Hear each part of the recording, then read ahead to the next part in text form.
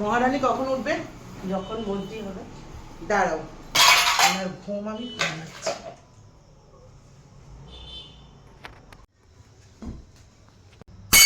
বাস, এটা কি করলি? এটা কি হলো?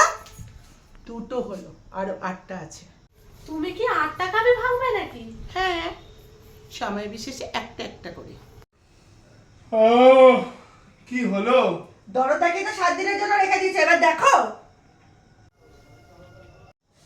পূজা, পুরুষ মানুষ হয়ে দাদা আপনি মেয়েদের ঝগড়াতে আসবেন না। উনি আমাকে 10 টাকা ভাঙতে বলেছে, আমি একটা একটা করে ভাঙছি।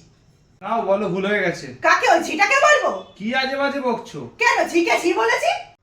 পূজা, তুমি যেমন কাপ ভাঙছো ভেঙে দাও, পারলে এর মাথাতেও দুটো ভেঙো। বাড়ির কোনো পুরুষে আপত্তি করবে না। এই তোরা ঘরে যা। পূজা, কাপের টুকরাগুলো উঠিয়ে না।